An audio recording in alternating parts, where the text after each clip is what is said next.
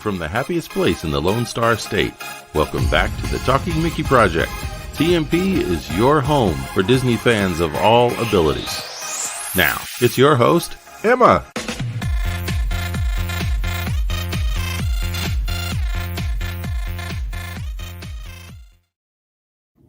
Hello, everyone. I want all in the comments if y'all can be able to see us and hear us loud and clear and see us clearly on your end of the screen. Yes, just let us know how it's working because we're getting a little bit of signal that maybe the internet is not stable. But we are on the highest speed offered by our company, and it looks to be okay on this end. Yeah. And Michael says it's blurry. Hopefully that will clear up because it happens occasionally and then it clears up. Yeah. So please stick with us. This is a really good interview. It is an hour long, so please have patience with it. Yes. Let's not run everybody away. Right. It is a longer interview, but it's very, very good. So, all righty. Let us see. It says, looks like we're drunk on the screen. I don't think so, Michael. Okay. All right. So, anyway, let us. We got a little something to tell you. Okay. Emma wants to show you the new mic flag that she got for part of her Christmas. Oh. Look at that. It matches her live logo in the corner. That's blinking on and off now. Isn't that cool? It was made by a real company. It is not on Etsy. That's right. It was made by a company that makes mic flags. So yes, that was one of her things that she can use for her channel. So that was part of her Christmas. So professional. Yes. Thank you, Mom. Michael says. Oh, it says it's blurry on end. Well, like I said, hopefully it will clear up. Yeah. And in the meantime, we need to tell you what's coming up as part of Emma's run of show, remember? Yeah. So tonight, Emma has a great interview with 3 people who worked on the restoration of Walt Disney's Birthplace. Especially the lucky couple who own Super 78. That's right, Dina and Brent. Yeah. And then also who works with them is Mr. Robert Coker. That's right, Mr. Robert Coker. And Brent and Robert co-host the Season Pass podcast. And together they work with Super 78 and they build theme park attractions, including flying theaters and other things. Yeah. So they know their business. And they are very interested in Walt Disney's legacy, which is why they purchased the house. So tonight, you're going to see this interview in just a couple of minutes. Yeah. In the meantime, we want to take a moment to wish someone a very happy 120th birthday. Almost. It'll be tomorrow. So who might that be, Emma? Walt Disney himself. Walt Disney. So tomorrow is Walt Disney, or would have been his 120th birthday if he would have lived to 120, which is probably unusual. Happy birthday! Happy 120th birthday, Mr. Walt Disney! That's right.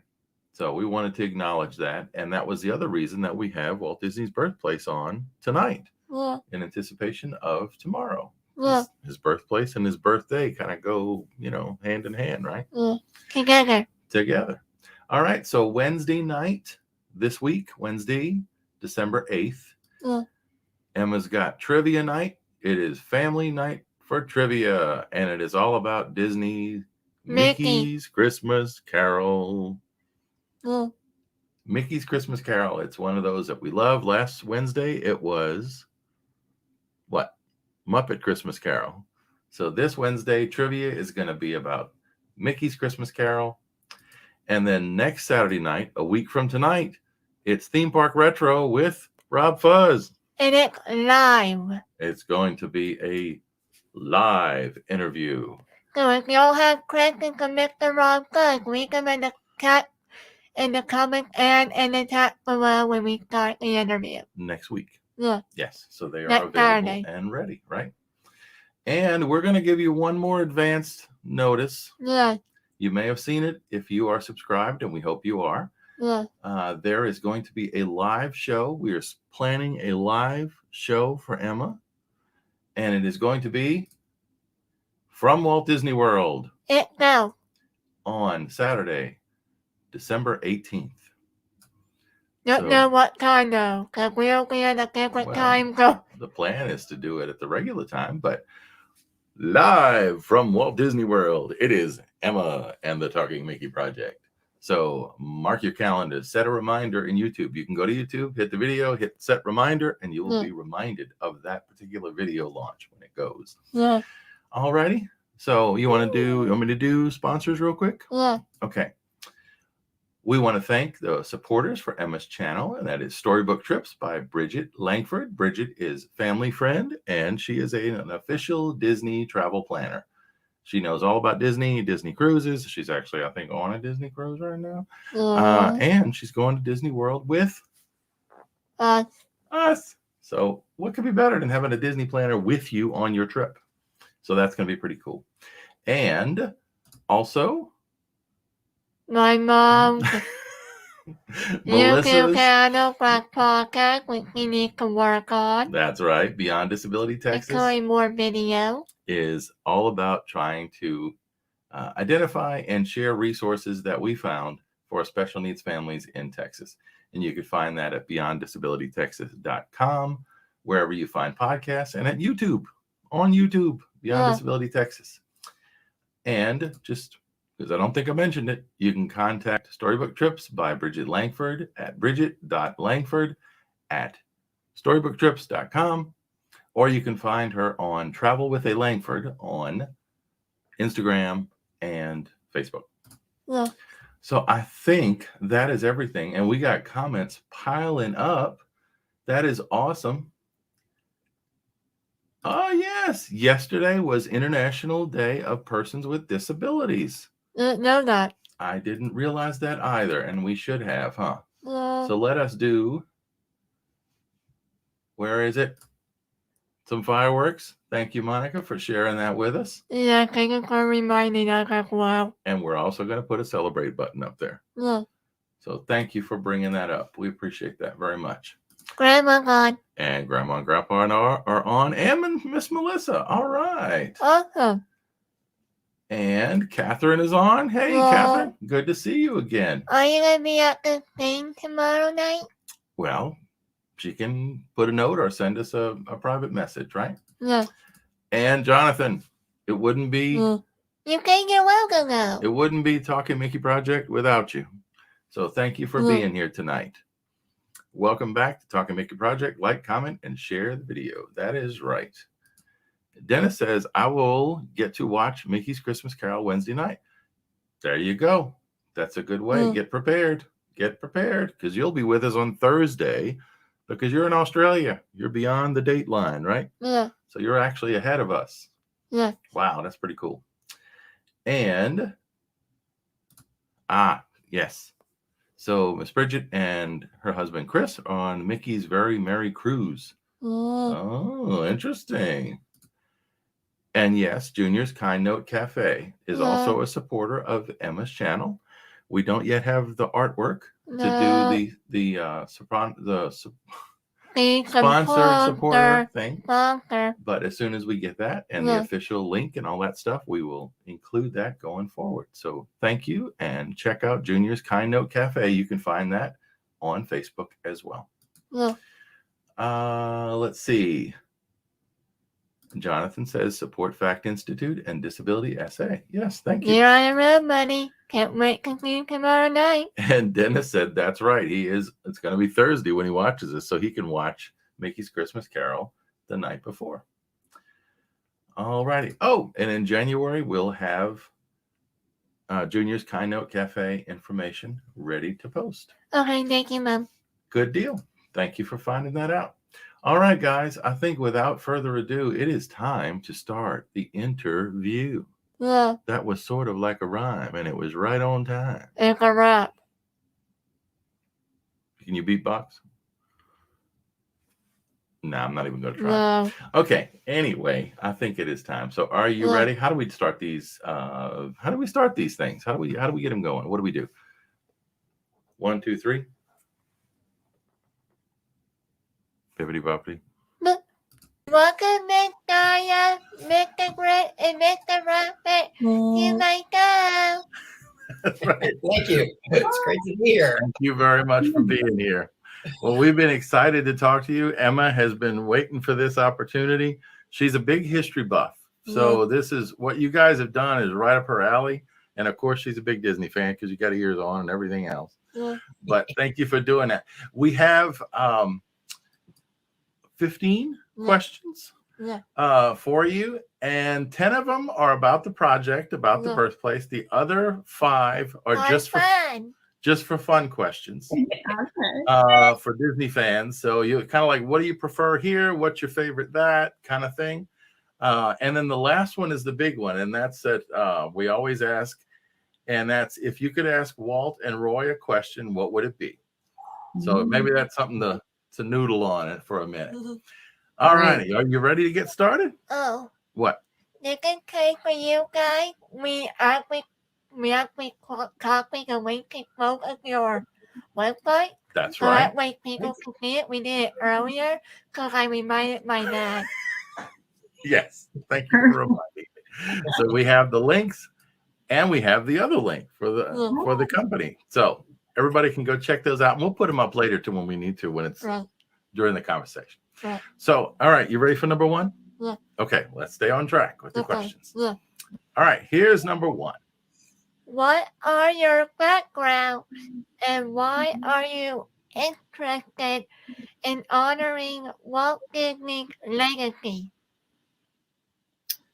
Okay, well, I will tell you that I'll speak for both Brent and myself. You know, we come from an animation background. We started working in animation back in when computer animation just really started in the early 90s. And we were working for a company that happened to be working on theme park attractions. And we thought that was so cool, the two of us. So we ended up getting involved in making animation for rides, for ride films. Okay. And Ellen's Energy Pavilion, I don't know if you remember that. Oh, yeah.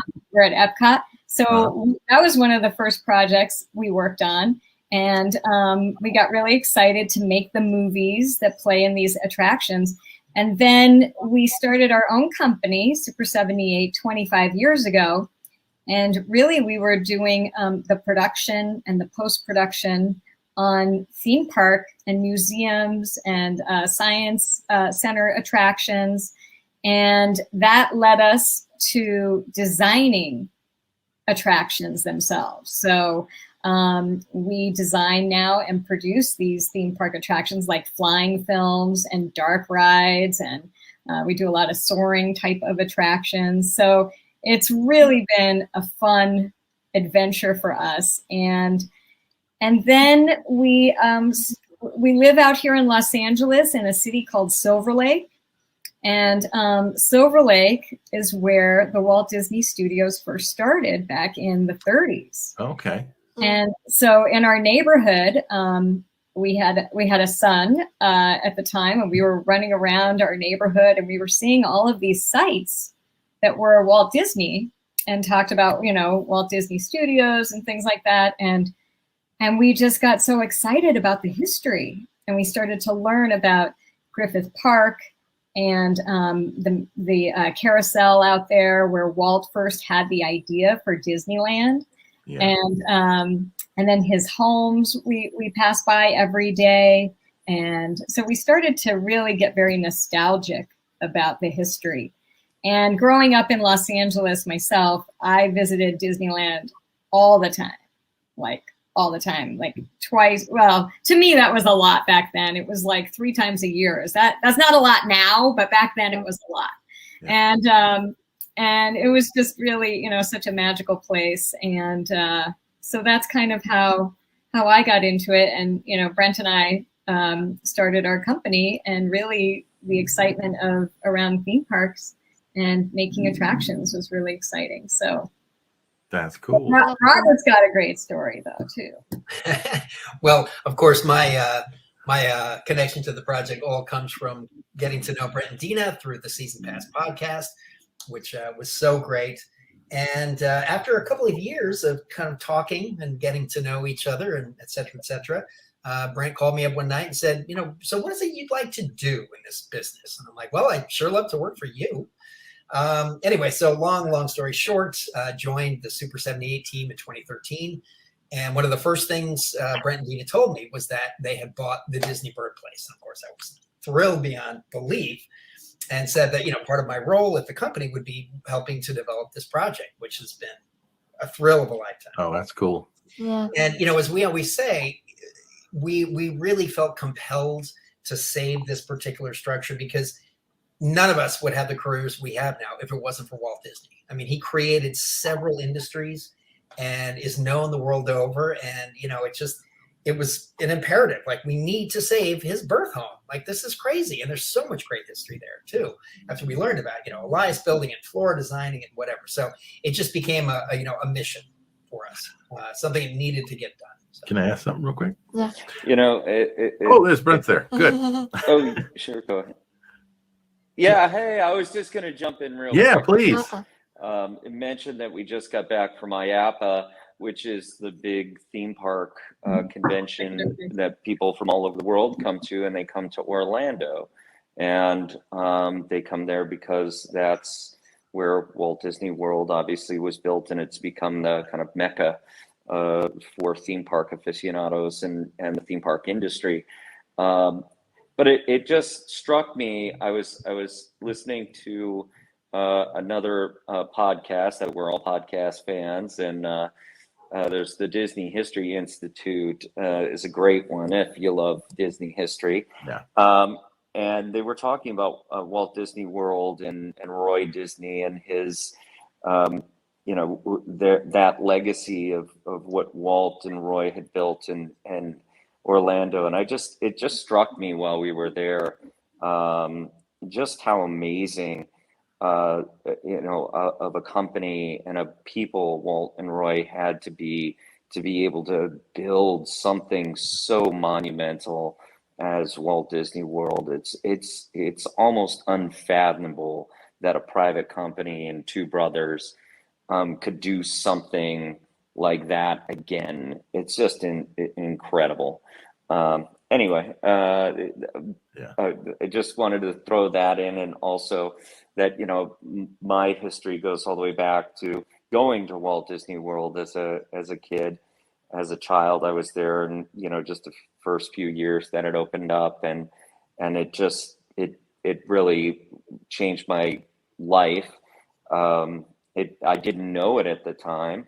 I didn't know what an impact it would make on me until later on.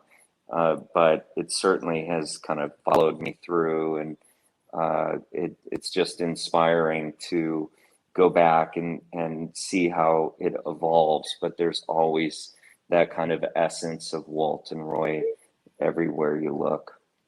Yeah, and we talked about it a lot recently with the anniversary and everything, about what draws people to it and why the Disney fan community is so strong and so positive. Yeah.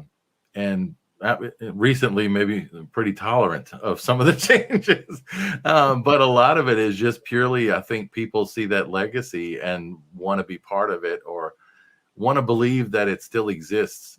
That those ideals that it was built on are still out there. And that's pretty cool. What are you thinking? Yeah. Well, Yep. Okay. What? Thinking of Alpha. IAPA, yes. We go a video by In the Loop, who were recently there. Yeah, we've watched a few videos. We watch it usually every year. They have it, and it's really amazing to see what that must be like, because it's always so busy, and there's always it's just overwhelming at how big it seems to be, and all the new stuff. So that's got to be cool, huh? Mm-hmm. All right, you ready for number 2? Well, all right, here's question number 2.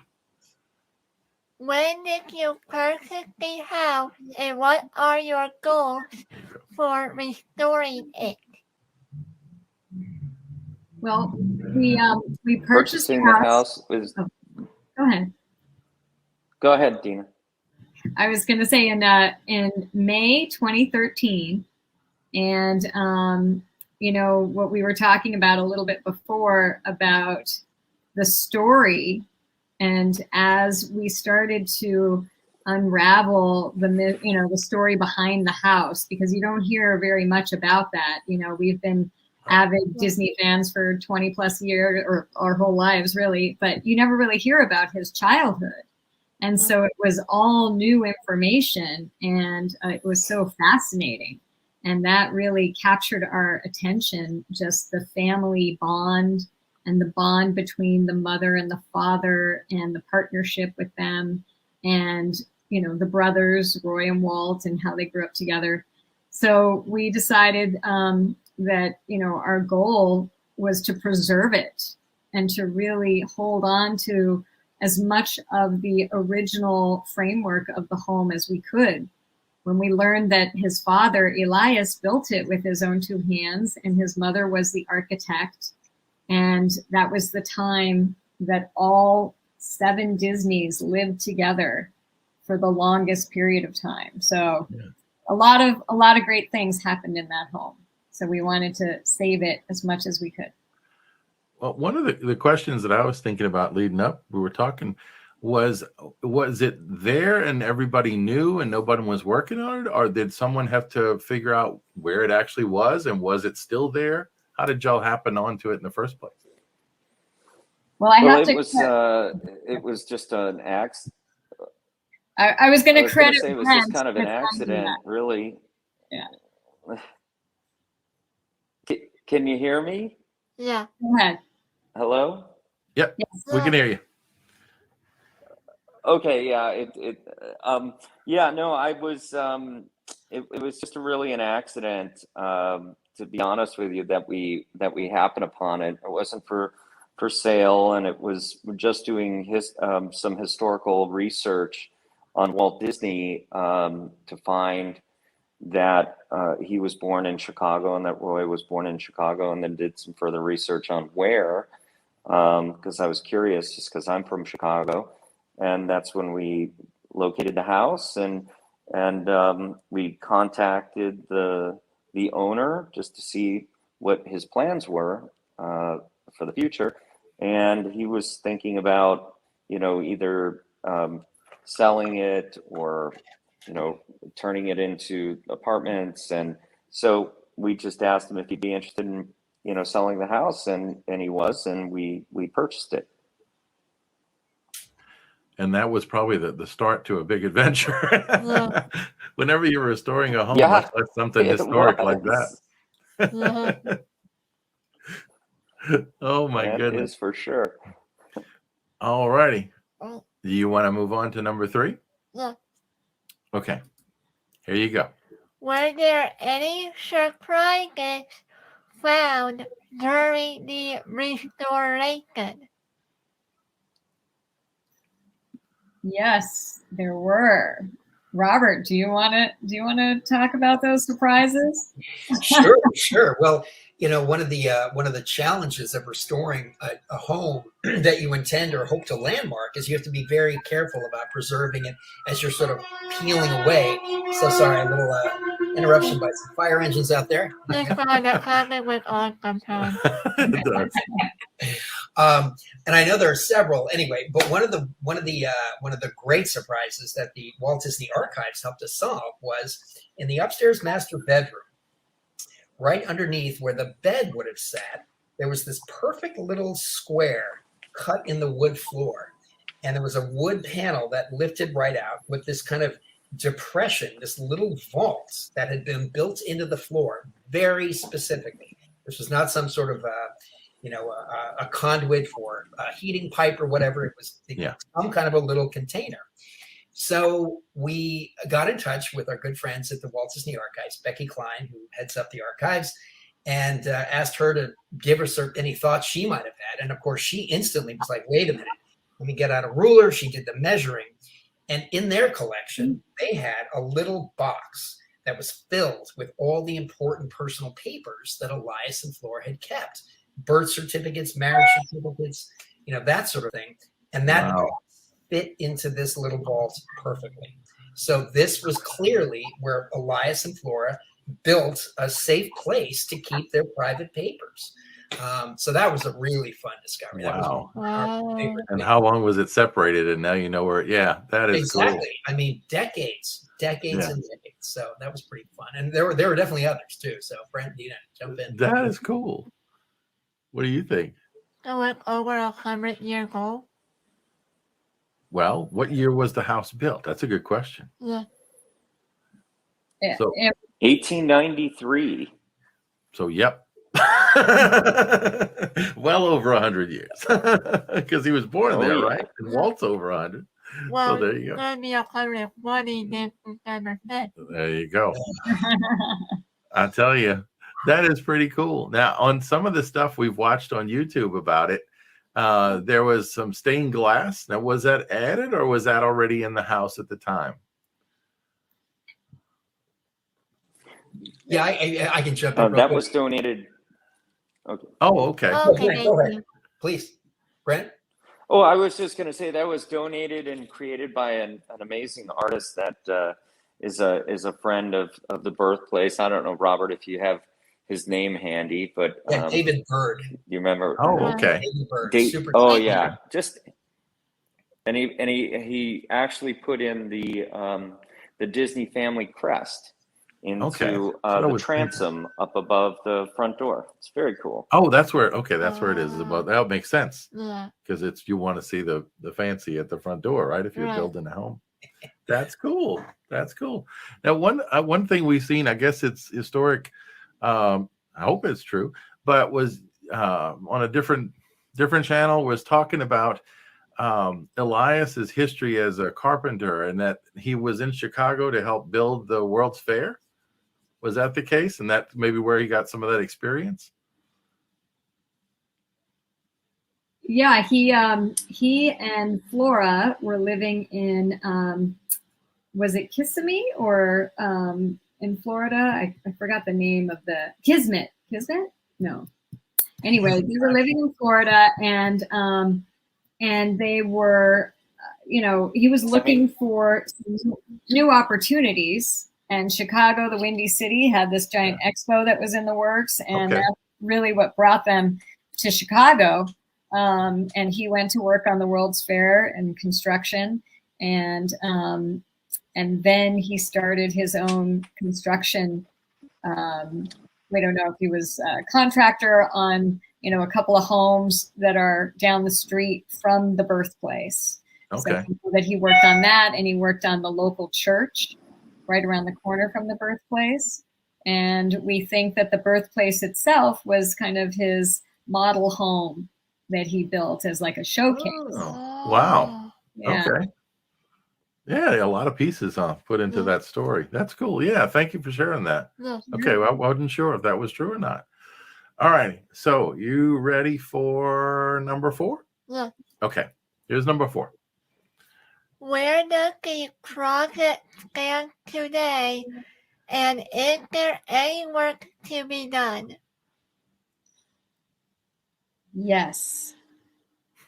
Well, the project. So, we were moving at a really great trajectory and momentum. We had a great momentum going, and we had completed the exterior preservation of the home, and then we had just completed the interior preservation of the home, and now it is it is all restored.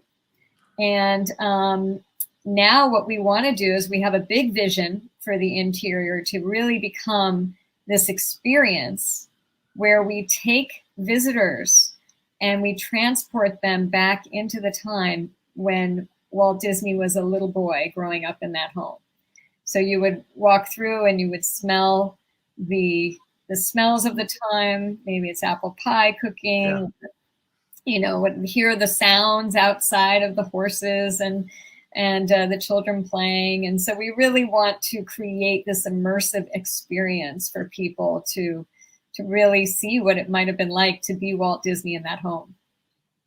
I think they know happen with the new technology y'all doing. Yeah, definitely, huh? Well, that's one of the things. It's like, yeah, it's like the house was waiting for someone that could do that, and there you are. So y'all are just the right people. I'm sure you've heard that before, but it sounds like you really are. Yeah. That's cool. Yeah, lucky. We're very lucky. Oh, goodness. All righty. You have any follow-up on that one? You want to ask, like, what types of exhibits or things they're thinking about, or? I know what the smells like are gonna be. Uh-huh. Well, what about the rest? Like interactive things, maybe? Yeah. So what would you like to ask? If there gonna be any interactive stuff that can be put into the project? Yes. Robert, do you want to?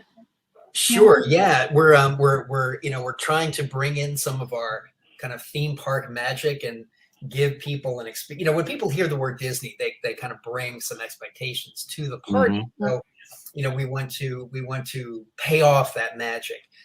So, for example, in Walt and Roy's bedroom, we want to do a little kind of Pepper's ghost gag. So in the corner of the, down on the floorboards, we'll have a little mouse hole. And if you lean down and look in, you'll be able to see a little real mouse kind of, walking by and stopping, kind of looking at you, to sort of give clues to where Walt and Roy's lives were going, little Easter eggs for things that were coming down the road.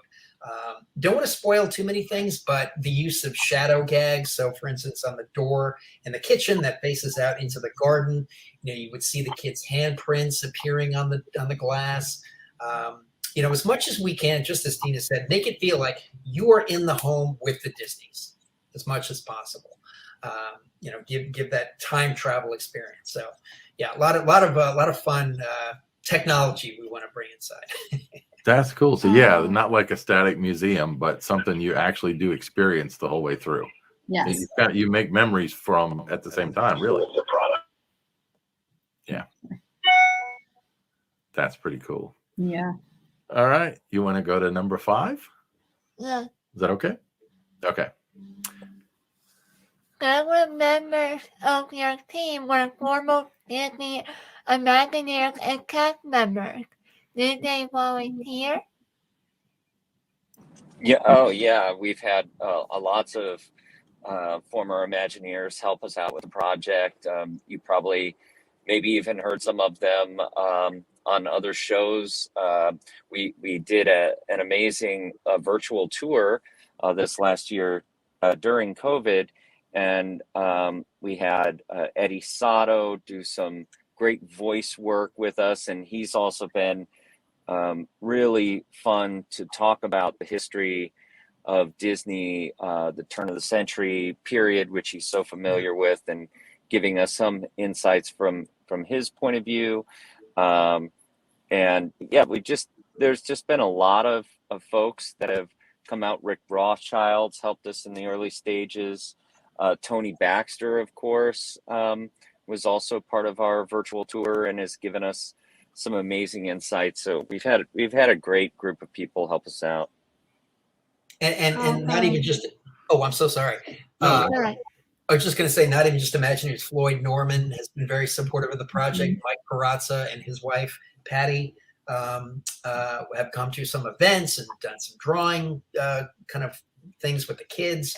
So Terry Harden, former Imagineer, she's donated time. I mean, it's great because I think a lot of Disney people recognize like this is something we should all be doing. So they're just very generous with their time, which we appreciate so much. That's pretty cool, huh? What are you thinking? I'm looking at a t-shirt. Oh. She was looking at your t-shirt, Robert. She was wondering.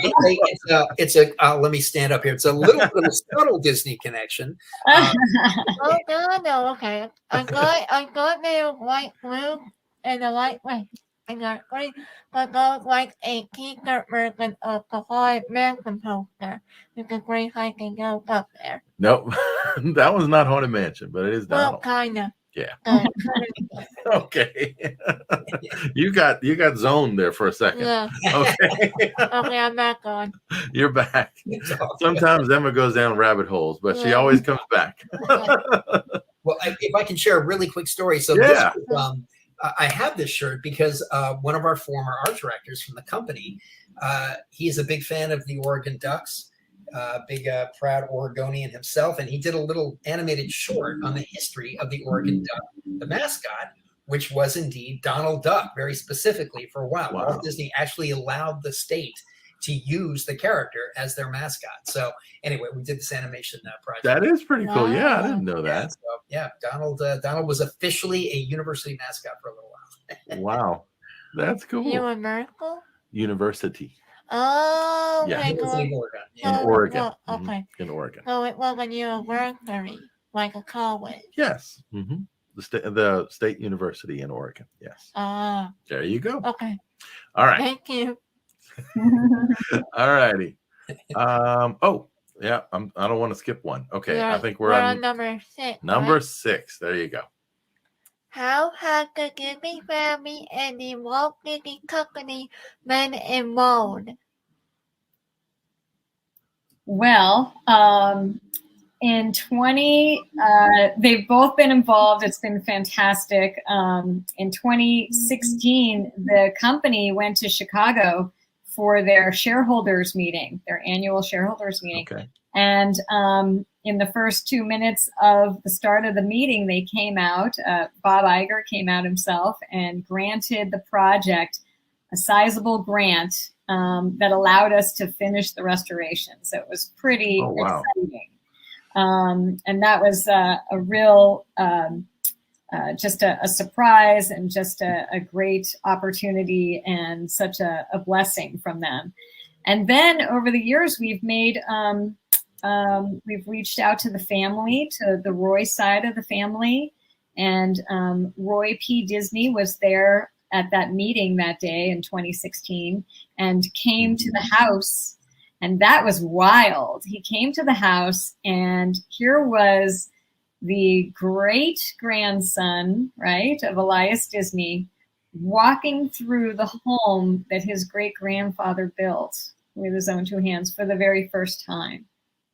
And that was really, really amazing. We all had chills. And then 6 months later, we had Walt's granddaughter come to the house, and Joanna was there to unveil the street sign, the honorary street sign that we posted, the Walt Disney Family Avenue. Oh, neat.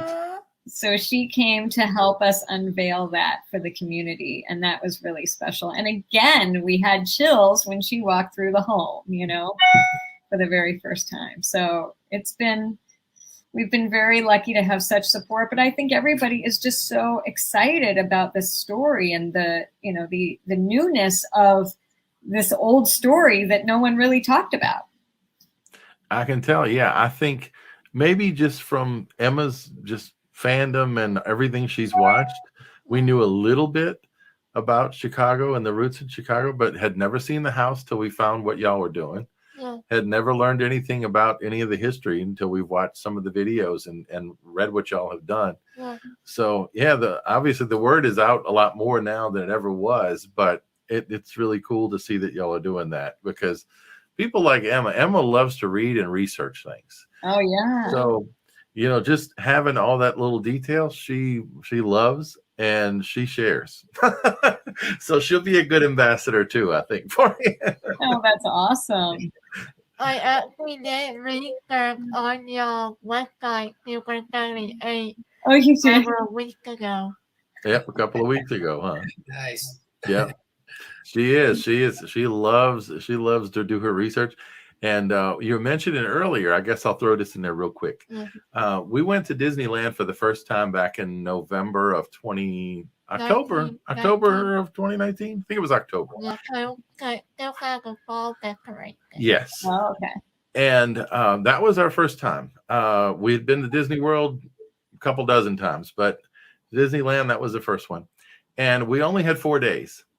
And we took one of the days at Emma's request, and we went to Griffith Park, to the carousel. We went to the Tam O'Shanter for lunch because she figured that out.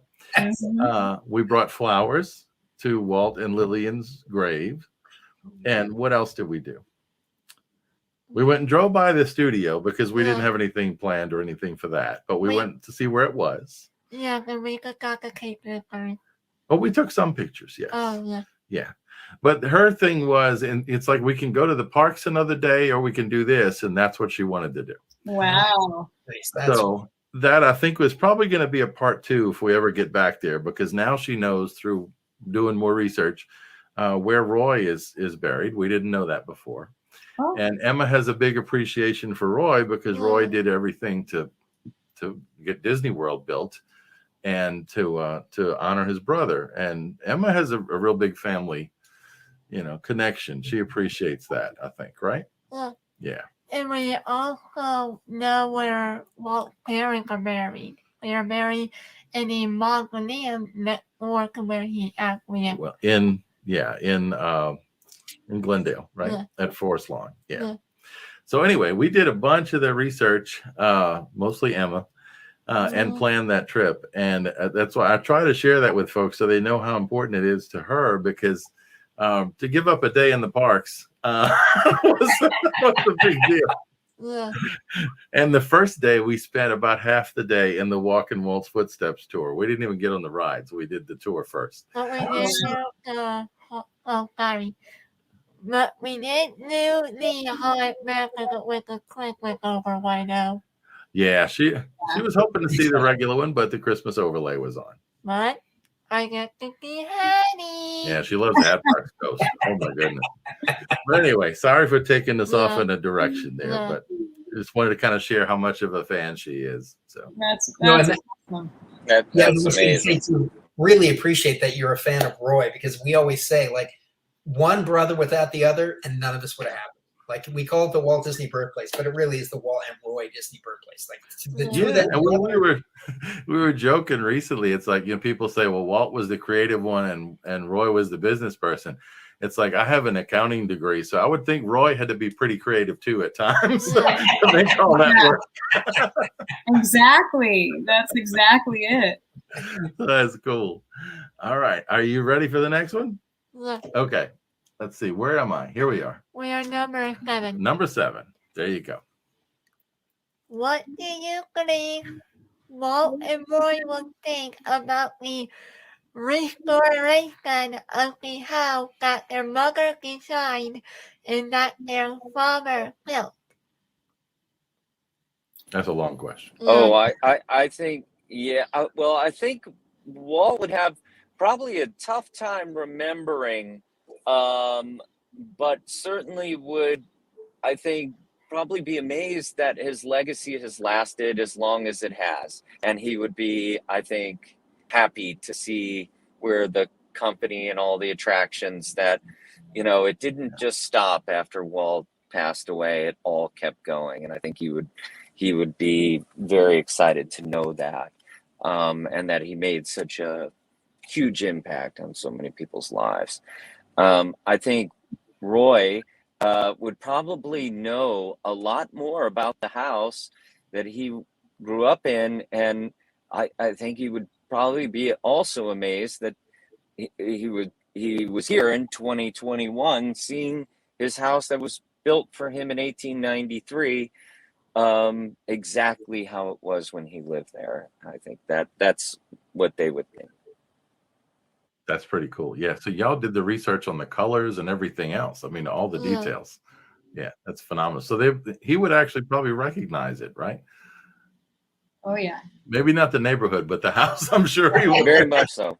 Yeah, we actually got a lot of information from his biography.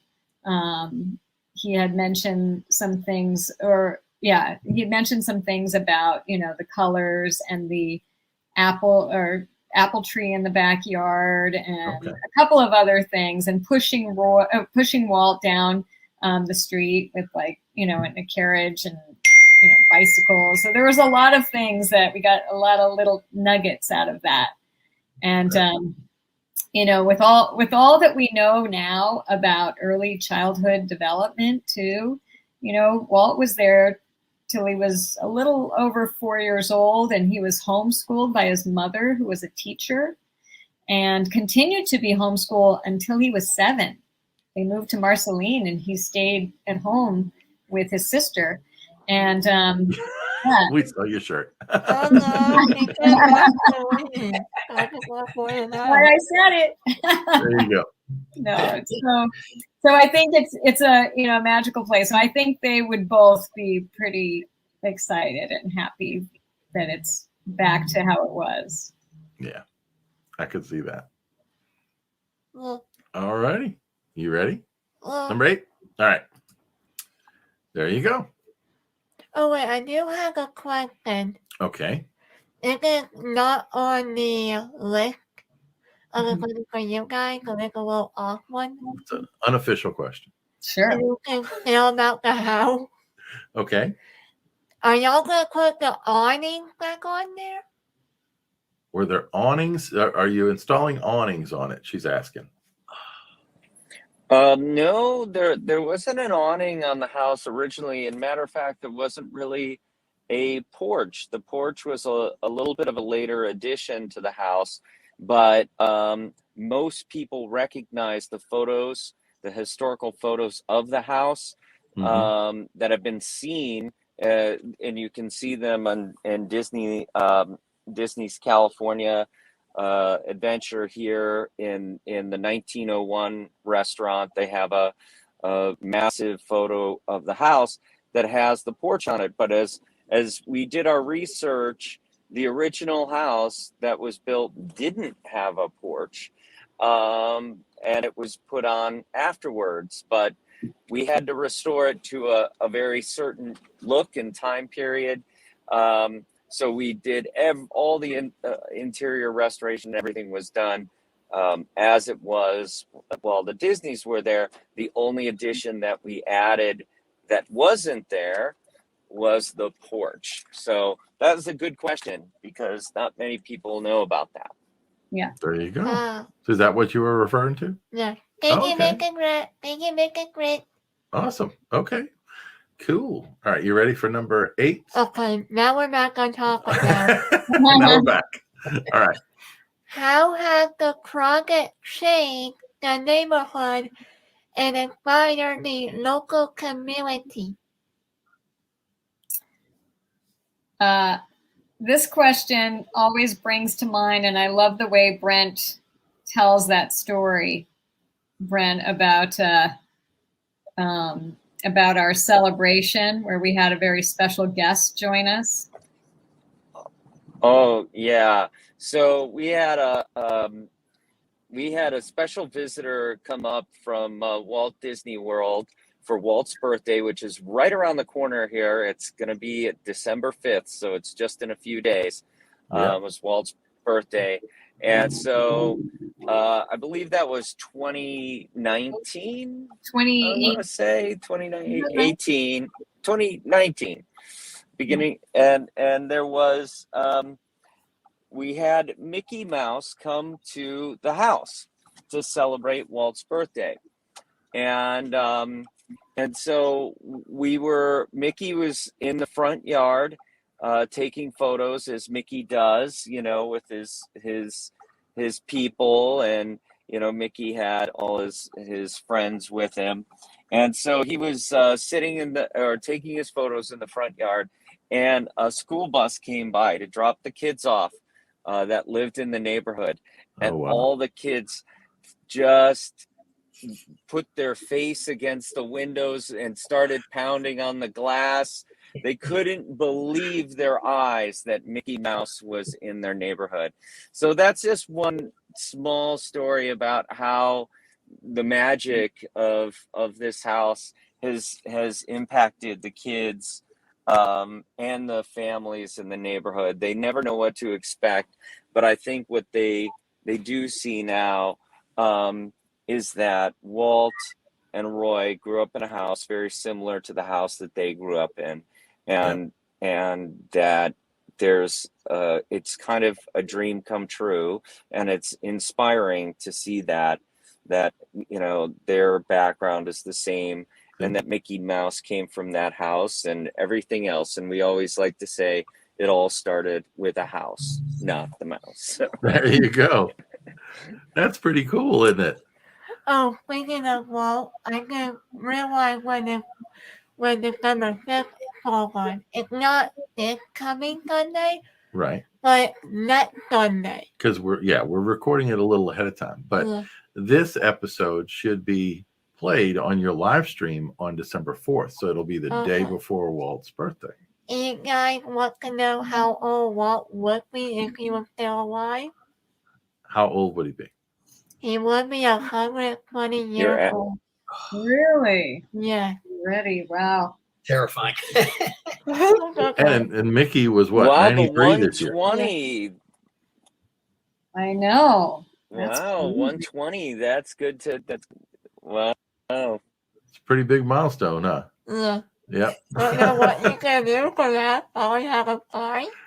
I don't know. I don't know what they would do for that.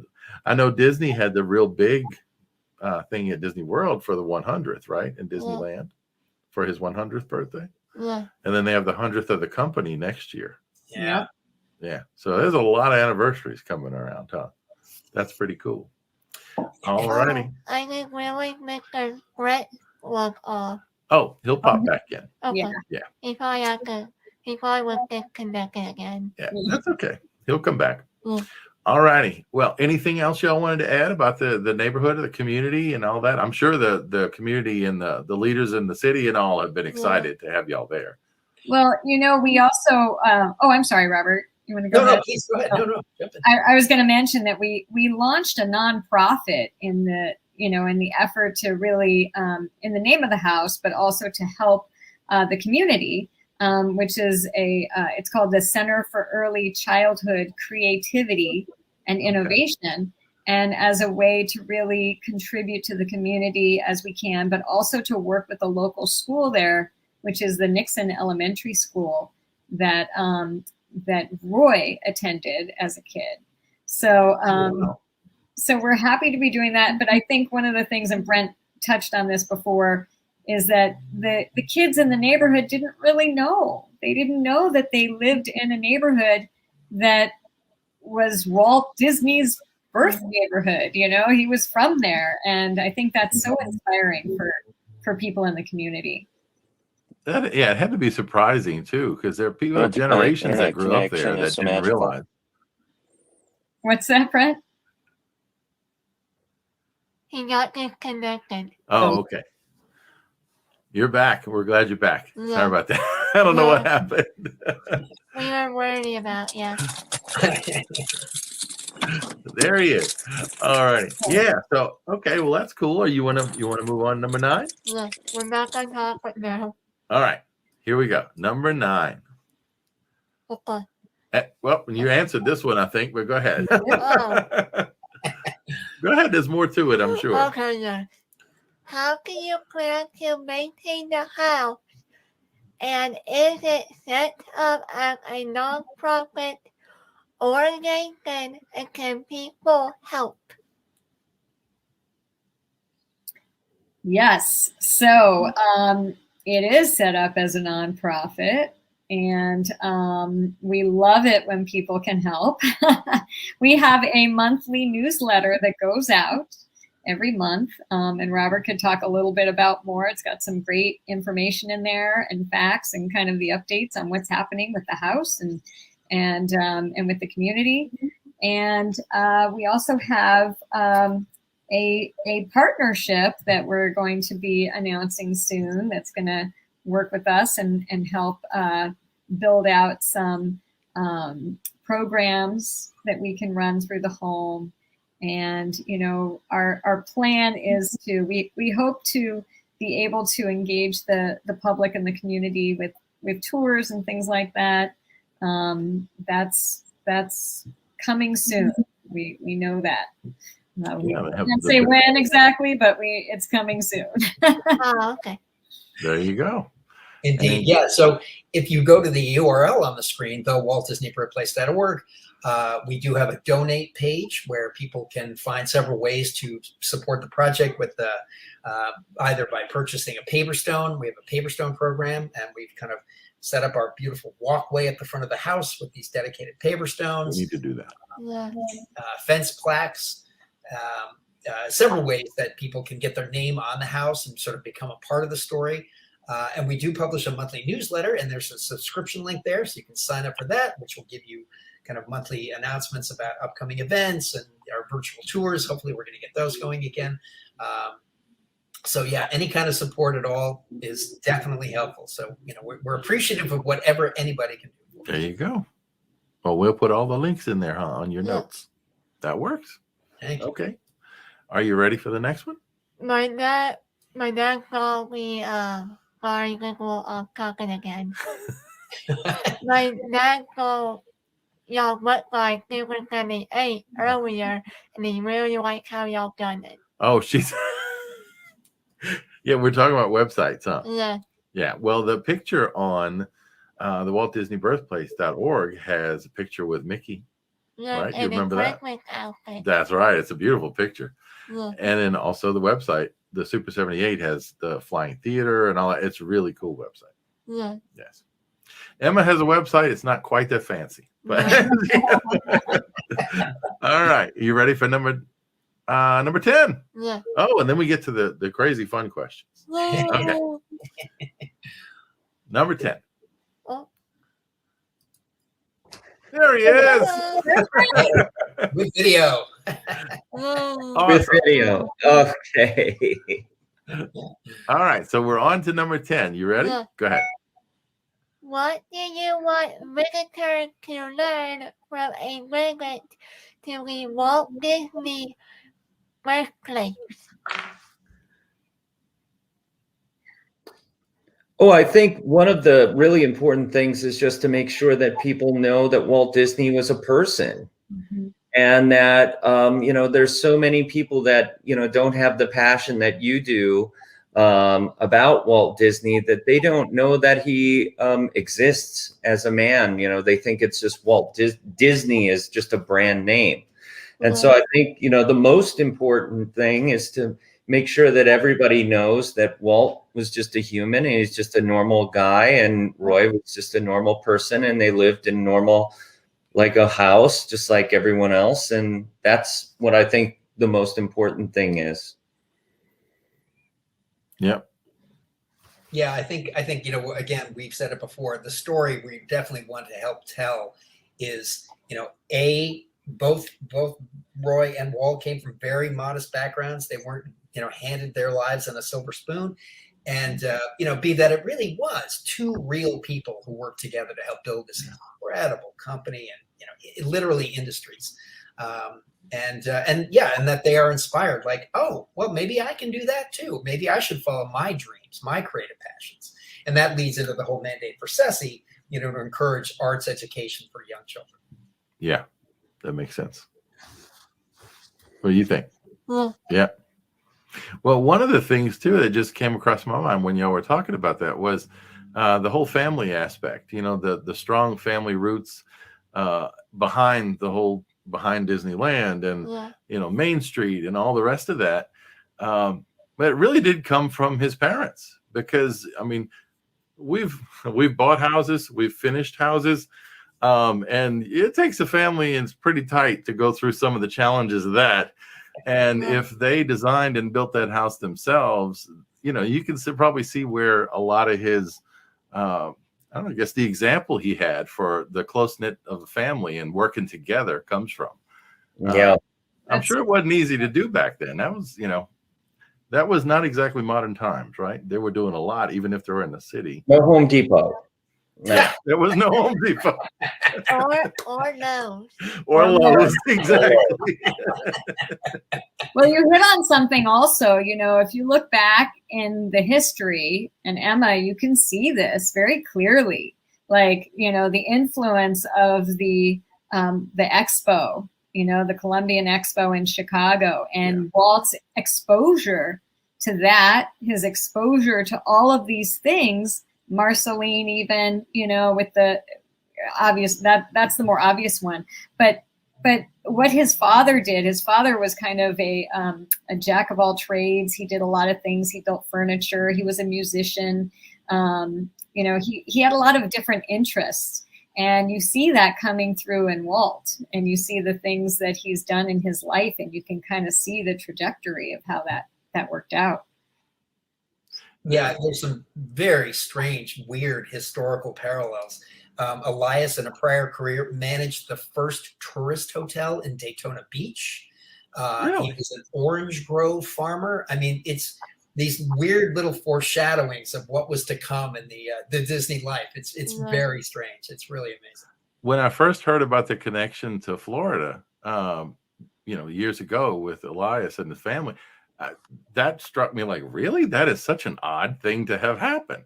Well, that they lived in, and were married in Kissimmee, right next to where the property of Walt Disney World is.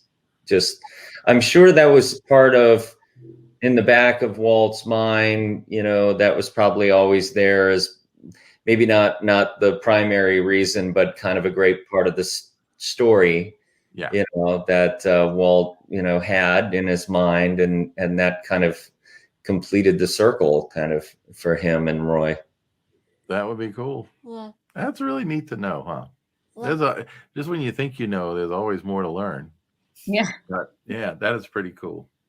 Yeah. All right, are you ready for the other questions? Are y'all ready for the fun one? You ready for the fun ones? Yeah. These have been fun too, Yeah. but these are just a little more off, just for Yeah. fun kind of questions, right? All right. So here is number 11, and this will be for all of y'all. So y'all all take a shot at the answers here. Yeah. All right. You want to see it? You know Oh, how to yeah. find it? I already got it. Great. All right. Go Okay. ahead. Read your question. If you could have a year's supply of any Disney park snack, this includes Disneyland Paris, Tokyo Disneyland, and Disneyland and Disney Sea, Shanghai Disneyland, and Hong Kong Disneyland. What snack would it be? All right, I'm going with churros, though I wouldn't be able to fit into any of my clothes. But a close second, flavored popcorn from Tokyo Disneyland, right? Disney Sea. She's a popcorn fan. Who doesn't like a pickle popcorn? I never tried that. No, but that's something to try. We would love to get there one day, huh? Yeah. I'm just curious what a year's supply of churros would be. Is it 365 or is it Well, they're 36,500? Well, they're long, aren't they? Yes, but people love churros, including us. We didn't have them until we went to Disneyland. Yeah. Remember? So, No. all right. So, yeah, what else? Well, if you picked Epcot, you could have like one of everything from every country. I don't know what that would be, but I think mine would be, my mind immediately went to the pineapple Dole Whip, that I would have one of those every day, one a day. That's all I would do.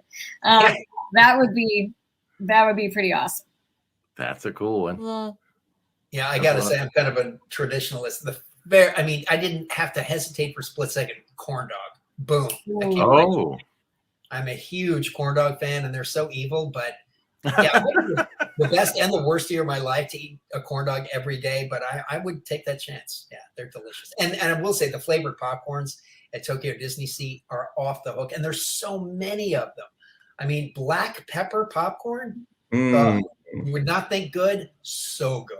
So good. Oh, see, that's got to be part of the goal to get there, huh? Yeah. And they have all those different popcorn buckets too. That's what's crazy. Kind of what we have. Well, we have some from here, but I don't think we have any from Japan. Oh, yeah. Yeah. All right. Here's number 12. If you could live in any Disney resort hotel, what hotel would you choose? I don't know. Gosh, I've got such an affinity to the contemporary. I just love the idea of a monorail going through my lobby every morning, every day. And there's just something so cool about the contemporary. So that's my vote. There you go. Yeah, I got to say that came to mind. It really, whether you love or hate the architecture, it is so just brilliantly associated with 1971 Florida. Like that just looks and feels of its era. But I got to say, I would pick the Hotel Miracosta just because I'd wake up every day in Tokyo Disney, and that's all. Oh yeah, that's good. That's good. That is, look out over, Mount Prometheus, and we've not been there. We've seen it on TV and on YouTube, and we've also heard from Mr. Lou Mongrello. Emma From interviewed Lou, and that was his Radio. choice right off the bat. He said that's his favorite park, and that is his favorite hotel. Goodness. So Dina, what about you? Well, I haven't been lucky enough to get to Tokyo either. I really want to go, or the new park in China either. I haven't seen that, but I think that I really enjoyed staying on the savannah at the Animal Lodge. That's right, Animal Kingdom. Yeah, that was so fun to be able to open the doors and see animals running around. It's pretty cool. The first hotel that Emma went to when she was 4 was the Contemporary. Nice.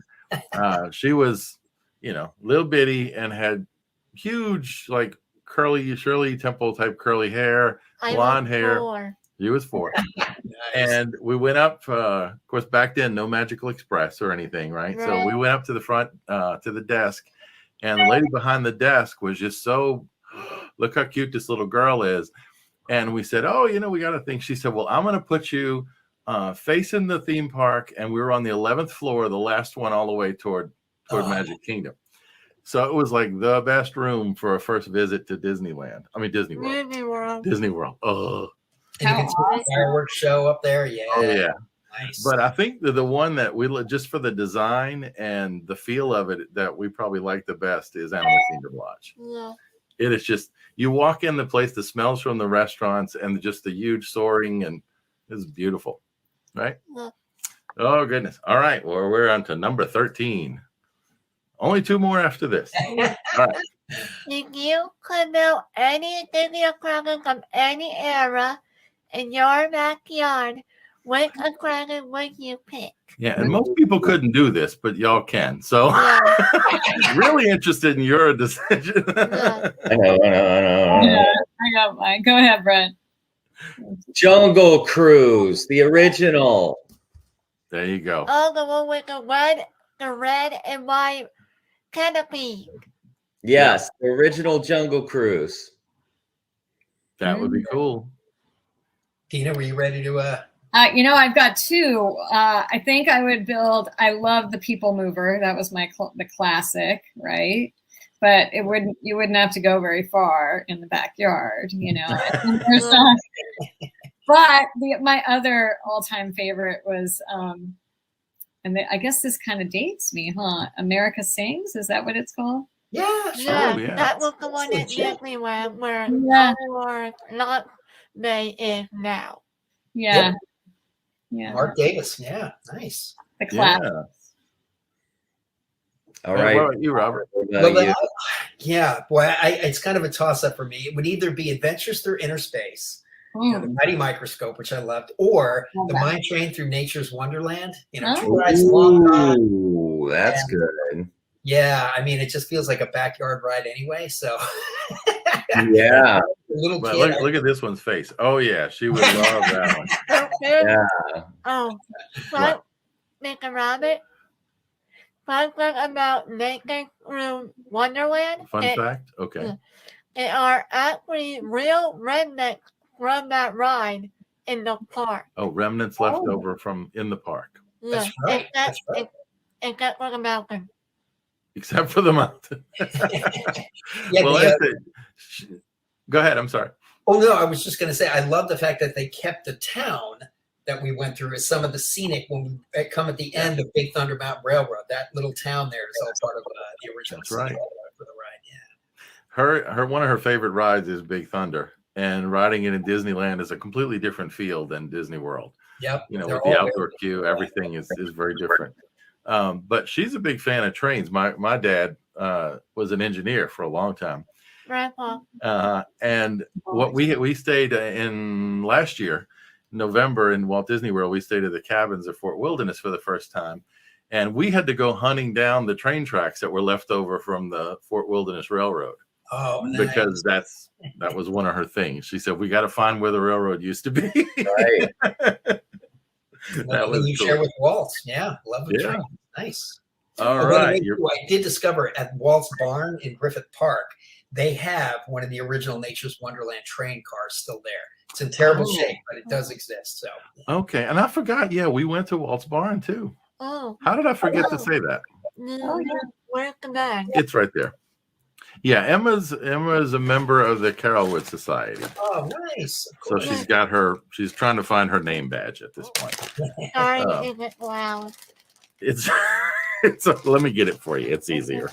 I'll just pull it real fast. Where's my button? Nope, that's not it. That's your old message to me. This is yours right here. Sorry. Nope, that's not it either. Goodness gracious. How many badges do we have? There it is. Look. Yeah, you can show that one. There you go. Oh, I'm marking up this part because it has one. No, it's okay. It's okay. People know we're in San Antonio. Okay. There you go. You've said that before on the show. Can y'all Love see it. it? Yeah. Yeah. With the Carolwood symbol up there. Yeah, that's Yeah, right. there you go. She met Mark Silverman there, and he's been on her show since. Oh. And she's He's a met. very nice guy. What you mean? That's right, he is. And you met, and my brain is blanking. Oh, Mr. David Cody. David Koenig, yeah. He was there doing a book signing that day. So we went on a good day, I think. We got to meet some cool people. All right, you ready for number 14? Wait, can we say mine? Sure, what is your favorite hotel? Oh, no, attraction. I'm sorry. What's your favorite? Yeah, go ahead real quick. Wait, you already did mine, right? For the hotel. Yes, we did. We did. What about Animal Kingdom? We did that one too. Okay. Okay, so you're to your backyard now. Okay. Original Haunted Mansion. The original haunted. There you I go. think it were one actually. What? Add a hot dog ghost in it. She was hoping that the Hatbox Ghost would get added for the 50th. At Oh Disney yeah, World. Maybe. yeah. And not so much. And at Paul Creek and the other spirit who helped work on the ride could come park it. For real. She's a big fan of Paul Frees too. Oh yeah, that's So- good. You know, that's my a goodness. question for another guest, but a kind of twist on it would be, which attraction would you live in? If you Ooh, there you go. That's a good one. That'll be number 15 on our fun list. That'll be number 16 next time. Okay. Thank you so much for getting that suggestion. That's a great suggestion. All right. Well, here you go. And my second one would be. Come on. Oh, I think we can come back 20,000 Leagues Under the Sea.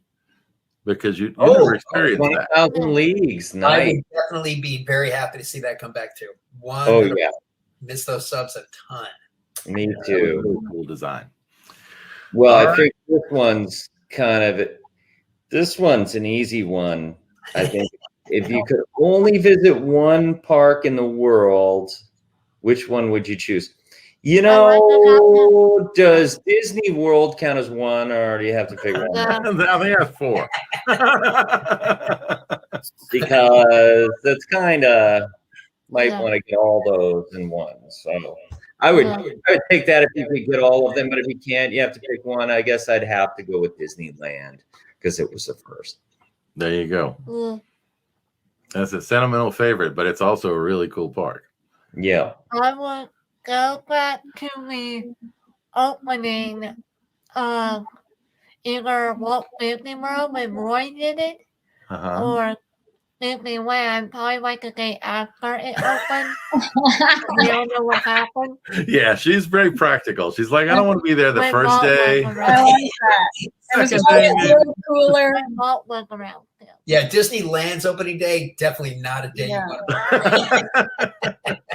All right. Well, you have to ask Mr. Robert and Miss Okay. Dina. They didn't Okay. answer yet. Oh, Oh, Well, see, I've been very fortunate. The only Disney park I have not seen yet is Disneyland Paris. So that's the first one that comes to mind, just to finish it all out. But if I just had to pick one park to visit to the exclusion of all others forever and ever, I got to go back to Disney Sea because it's so insane. Miss Dina, what's your pick? Dina. Oh, Dina, I'm sorry. that's okay. I think I really want to go to Tokyo Seas too. I think I would want to do that. I did get to see Disneyland Paris, and that was beautiful and amazing. But I would like to see the park in Tokyo. Though, if I had to pick one that I like forever, I mean, it's Disneyland too because it's right here. But I've been there 100 million times. So. Maybe not 100 million. Maybe 100. Well, Somewhere one of the between things 100. that you talked about Paris. Both of y'all mentioned Paris. I just remember some of the stories, I guess, the historic stories about what that park might have been. Because I think originally they were going to build the 50s kind of era or gangsters or something. It wasn't going to be Main Street like Main Street. No. So you can imagine, I think that was one of the Eisner ideas or something at the time. So yeah, it's amazing all these different things you find out. It's wonderful as it is, but all the possibilities are also really make you think. All right, are you ready? This is the big one, the big last question. Oh, one I would give. Oh, I forgot. Oh, Yes. Oh wait, I didn't. You already did it. Let's go. Number 15. Last question, Okay. then we got to say thank you and good night. Yeah. All right. If you could ask Walt and Roy give me one question each right now, what would you ask them?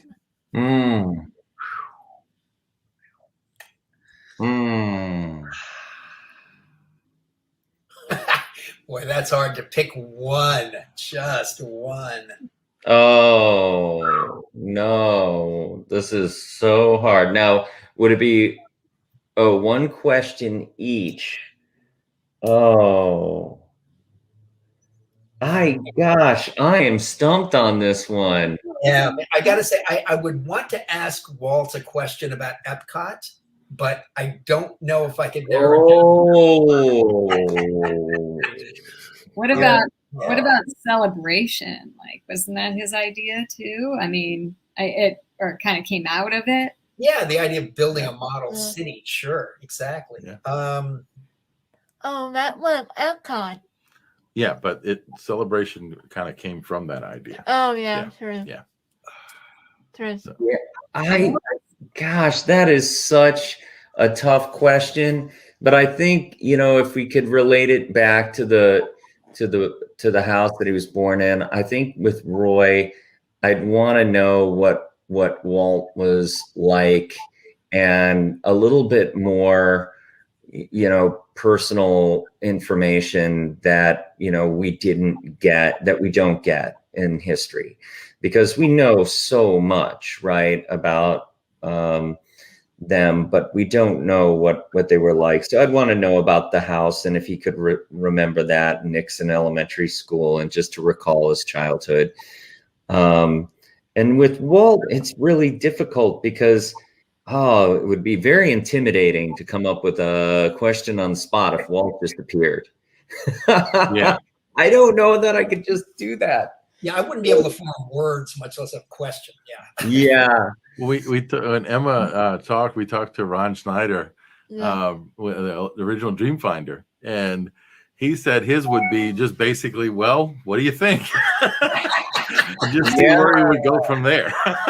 maybe ask him a question like, what would he do with the Birthplace? What would Walt do with it? And what would his idea be? That's a great one. Bring it to life. I probably can be my pajama pants. No, you're good. She was apologizing for her pajama pants that she's wearing. We're living in the Zoom world. Be comfortable. They're Minnie Mouse. So we're all wearing pajama pants right now. Yeah, exactly. What are you talking about? I'm not wearing pants at all. What do you? Oh goodness. Well, I guess Dina and Robert, what would y'all ask? Oh my gosh, I know I'd be flustered. I think I would ask Walt. I think I would want to know like what what was your biggest what was your biggest inspiration, or maybe I would ask what is your biggest regret, or some kind of big question of like life question. I'd have to think about that. Oh. But like something that he'd have to I think that would be yeah, or even what was the one attraction that or the one idea that you wished you could have gotten off the ground that didn't, something like that. Yeah, like what's the one thing that got away that you weren't able to do? Yeah. Right, because there were so many. There were really a lot of them. So yeah. I think Robert, you hit the nail on the head. If Walt came back to life suddenly, I think he would go, "Hey, let's all go see what happened with Epcot." How did that Epcot go? Yeah, where's the city? They've been showing. They've been showing the new statue that they're going to put up in Epcot of Walt looking, kind of looking forward. And I'm thinking that's kind of ironic if he's looking in the middle of Epcot. I'm sure he's getting there and wondering what. Yeah, he's looking at here. Or is it more like, huh? I don't get it. They are making that for us. They are. It is nice that they're putting him there, right, to make sure people remember. I think that's important. Was the original thing that he came up with. Well, exactly. Epcot only exists because Walt wanted to do it. Yeah, that's right. I got to say, thinking now after hearing everybody talk, I think what I'd actually like to do is ask them both, with the other brother out of the room, tell me something about your brother that nobody else knows. Oh, that's a good one. That's a great answer. How much you know about Roy Disney? Yeah. What would Walt say about Roy, right? What would he say about Roy, and then vice versa? Because they wouldn't know, right? They could say something in secret that you wouldn't know before. That is a cool idea. Yeah. That's awesome. Sadly, it can't ever happen, but unless, guys, are you here? No. Yeah. Well, we have been going for an hour, almost an hour and 15 minutes. So I think you need to have a last question and then we need to wrap it up. Okay. My question for Walt and Roy will be where I had nicely. Nicely, that's nicely. Yeah. Good question. Good question. And then I'll ask Roy, what do you think of the Walt Disney Company and what it's going through and what will add to it in the future? Yeah. So what does Roy think about the company today and how it's going and what the future would be and that kind of thing? Yeah. So kind of the business question? Yeah. Like, how's it going and what would you do differently maybe or something? Yeah. Okay. I'd very much like to hear the answer to that question. Yeah. Okay. And what would you ask Roy? Walt, sorry. What would you ask Walt? I'll ask Walt, what do you think of Epcot and what it is going through right now? And then I'll ask him what you think of Animal Kingdom and Hollywood Studios. Oh, I bet he would like that. About the other parks, yeah. And about BCA as well. Yeah. Good questions. Yep. And also, can you sign my ears? That's right. Which are now worth $1 trillion. Yeah, I was going to say, there's this thing called eBay, and we got a business we can start right now. Oh, goodness. That's funny, huh? Yeah. No, that would be amazing, just to kind of spend a few minutes and chat, huh? Yeah. Love that question. That's great. Well, I think it's time to say thank you. Thank you, Miss Dina. Mr. Brent and Mr. Robert for coming on my show. Thank you. We enjoyed it immensely. This is very wonderful. Awesome. We love talking to you. Yeah, thank you for having us. We appreciate it very much. And this is the perfect show for the weekend of Walt's birthday, huh? Yeah. So we will make sure that we send the link out to you guys and Jessica, so that y'all will have it to see. Yeah. And that'll be out on the 4th. And thank you so much, Mr. Baker, for helping us out with everything. Yes, she wanted to thank Jessica for helping to organize it. Oh, yes. Nice. All good. Isn't that awesome? Yeah. All right. Well, what do you say? Say, see you real. Yeah, very good. See you real soon, everyone. Thank you again. We're not. Now we're back. So we saw some comments in there. Michael says, great interview. Mike says, what a fantastic interview. Candy Mom says, I like hearing from people making memories for us. Yeah. Yep. Dennis says, thanks for your interview today. It is brilliant. And Thank you, Emma's Dennis. mom is contractually obligated to say this was an excellent interview. Yeah. So I think. Oh, wait, Jonathan post something. Who's that? Jonathan. Oh, yeah. Jonathan says, thank you, Walt Disney Birthplace, for your support. Oh, I wonder what's going on. Said the screen is black. Let's see. Are we back on now? We're Is it an error on Jonathan? I want more of these. Don't worry, Kevin. Mom, clicking and more to come in the future. No, the lens cap is not on. Not sure what's going on there. We're going to pop out again. Is it an error? Oh, we're back. Okay. It must be a glitch or an error, guy. It was Think sometimes happens. It was a glitch. But yes, we're back. There you are. Get you back. Poof. Back again. Like magic. Monica says, awesome interview. Thank Hey, you. Monica. Emma did an amazing job. Mm. She was so excited, as I put in the comments, she was very excited to share this with you because she loves history. She loves Walt's contribution to the world and Roy.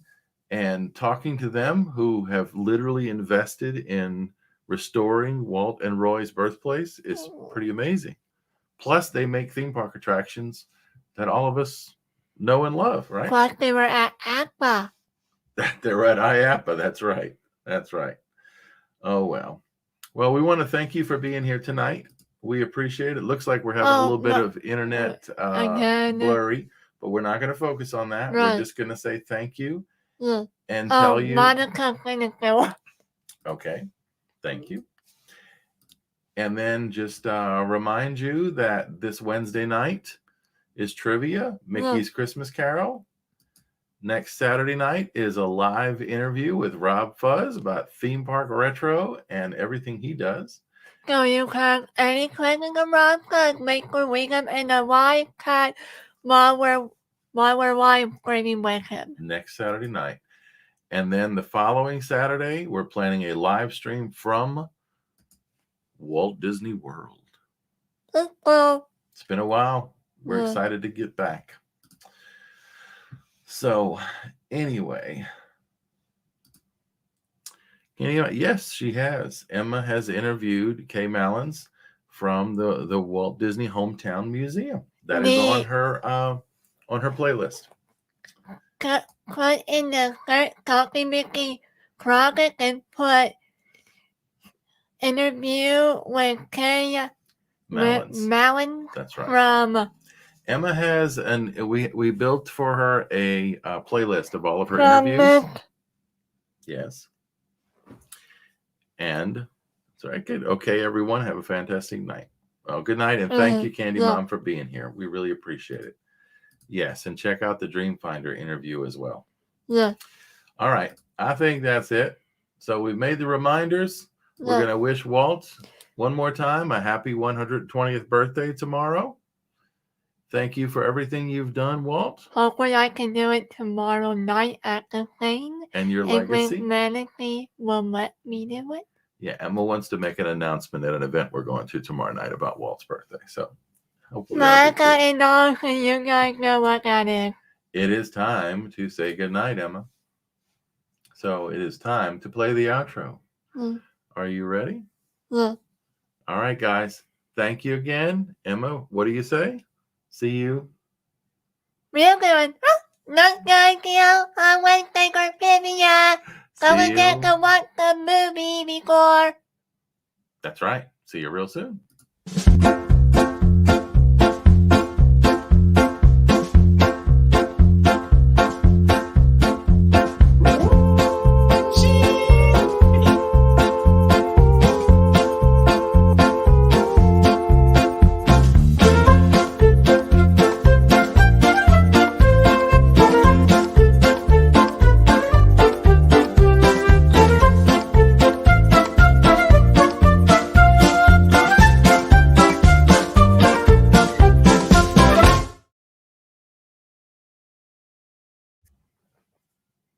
Well, I guess it's time to really say goodnight. Good night. Night night.